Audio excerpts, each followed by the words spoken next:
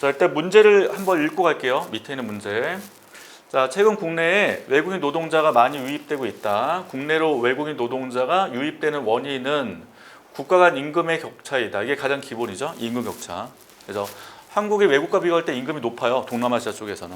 높다 보니까 외국인 노동자가 국내로 많이 유입되고 있고, 집 주변에 많이 보이세요? 외국인 노동자들? 없어요? 못 봐요? 저희 아파트는 있던데. 그래서 필리핀 그 여성분이 청소 같은 거 하시잖아요. 그래서 한국말 되게 잘해요. 예, 잘해가지고 막 가끔 제가 햄버거도 이렇게 좀 드린 적 있거든요. 드셔보시라고. 고맙습니다 막 해요. 아줌마가. 하여튼 임금 격차. 그러니까 필리핀보다 우리나라 임금이 더 비싸니까 당연히 들어오는 거죠.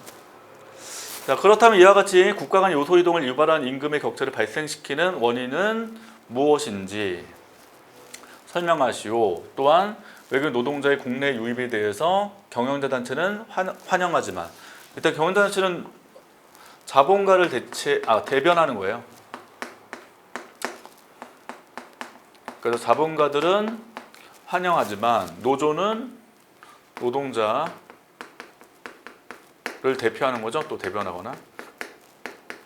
노동자는 피해를 보니까 반대한 이유를 설명하시오. 이렇게 일단 해놨고, 자, 지금 물어보신 건 뭐냐면, 문제에서 국내로 노동자가 많이 유입되므로 노동 집약제 생산을 더 늘린다고 하면 노동 집약제를 수출하는 건가요?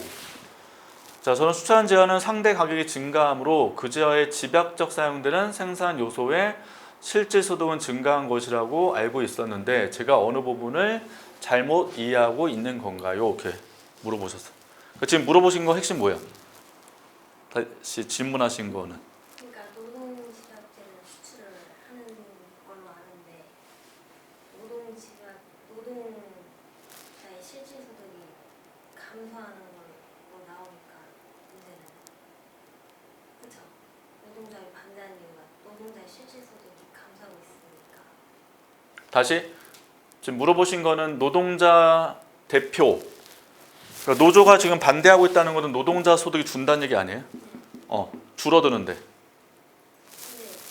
노동 집약제를 수출하는 이유는 노동 집약제 한국이 수출한다고? 네. 노동 집약제를 수출하면 노동자 실질 소득이 증가하는 거 아니에요? 수출하면? 네. 노동자가 많아져서 노동 집약제 생산을 더 늘리고 수출을 더 많이 하면 네. 노동자의 수입은 더 증가하는 게 아닌가요? 그게 질문이에요? 그러면 노동조합이 반대할 이유가 없지 않을까? 그러니까 지금 설명은 외국에서 한국 국내로 노동자가 유입되면 우리나라는 노동 집약제를 더 많이 생산해서 수출하게 되고, 그럼 수출하면 노동자가 이득이고 자본가는 오히려 피해니까 그렇지 않냐, 지금 그걸 물어보신 내용인 거죠? 자본가도 이득이고 노동. 근데 지금 수출 수입에 대한 얘기는 없잖아요. 수출을 갖다 내니까 이득. 현재 여기 안에는 수출 수입에 대한 얘기는 일단 없는 상태고, 일단 외국인이 국내로 들어오는 순간 가장 기본은 우리나라 임금 떨어질 거 아니야. 그러니까 여기서는 이제 수출 얘기가 전혀 없는 상태거든요. 이 안에서는 수출로 가면 얘기 달라지죠. 수출하게 되면 노동 집약제 자체를 더 생산하고 수출을 늘릴 거고, 그럼 당연히 노동에 대한 수요는 어떻게 되고 더 증가하니까 임금 올라가면서 노동자들은 더 이득을 볼 거란 말이에요. 근데 지금 여기는 수출로 가는 건 아니고 단지 노동자가 국내에 들어오는 것만 딱 설명을 한 거죠. 여기서 만약에 수출에 대한 내용이 들어오면 얘기가 달라져요. 근데 지금 그 내용이 없다고요. 여기는. 그래서 그림으로 했던 거. 왜냐면 여기 해설에서 리카도 등가 정리를 언급했어가지고 노동 집약제 생산 요소 가격 균등화 정리? 리카도 등가 정리? 리카도 등가 정리가 여기서 안 나오죠.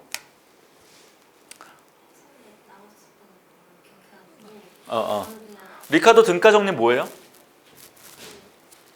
노동 지각제 생산을 늘리면 아니지. 리카도 등가 정리는 그게 아니었지. 재정 정책 관련된 논점이었잖아요.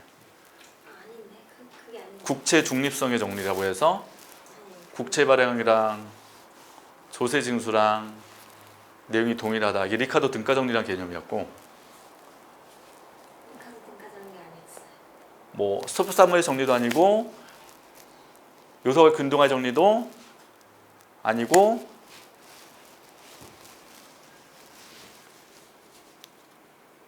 일단 이 자체로 노동자, 자본가 누가 이득 보고 손해 보고는 알 수 있잖아요. 단순하게 국내 들어왔을 때. 그래서 어떤 그림 썼어요? 어떤 그림? 가장 기본.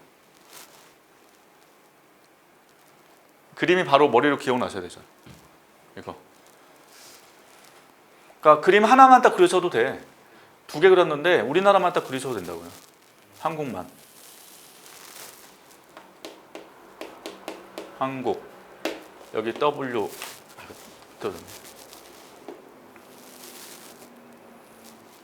여기 실질임금. 그래, 우하양의 우리나라의 MPL. 한국의 노동 투입량.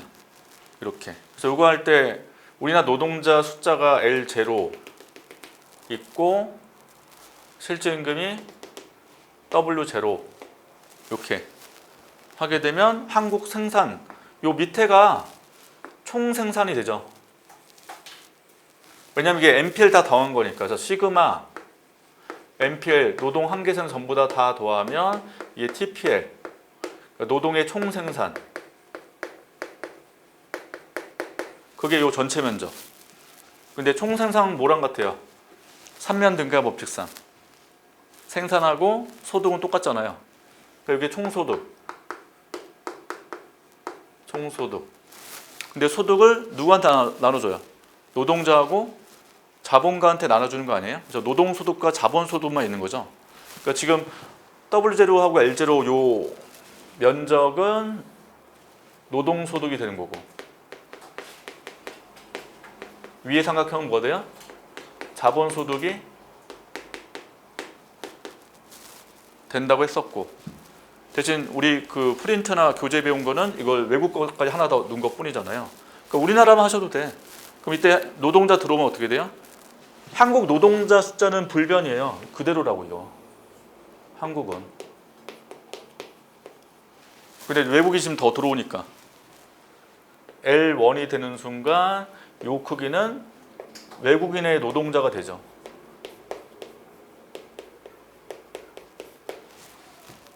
그러면 전체 생산 어떻게 돼요? 요 밑에 전체 면적이 되는 거고, 전체 생산 쪽은. 그럼 아까 생산 어떻게 돼요? 여기에서 이렇게 바뀌니까 생산의 면적은 요 빗금 친 것만큼이 커진 거지. 이렇게. 그래서 외국인 노동자가 들어오면 우리나라 총 생산은 증가한다고요. 맞죠?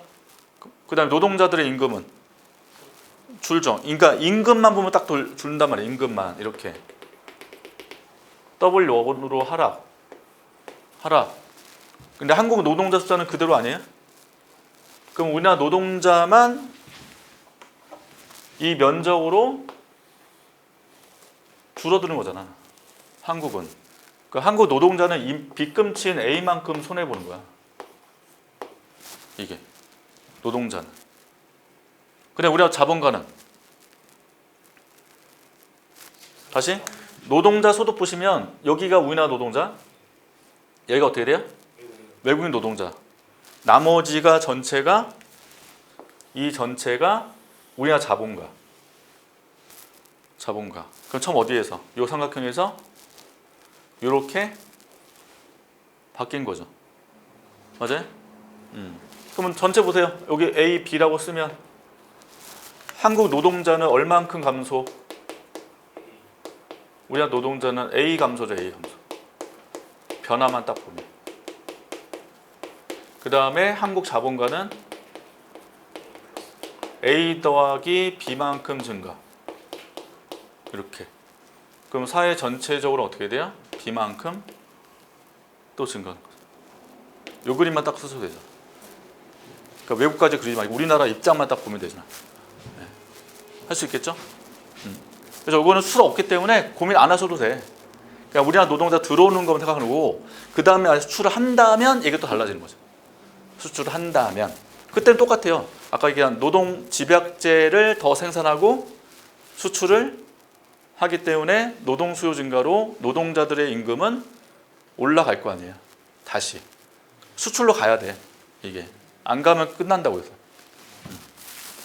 자, 이렇게 한번 정리해 볼게요.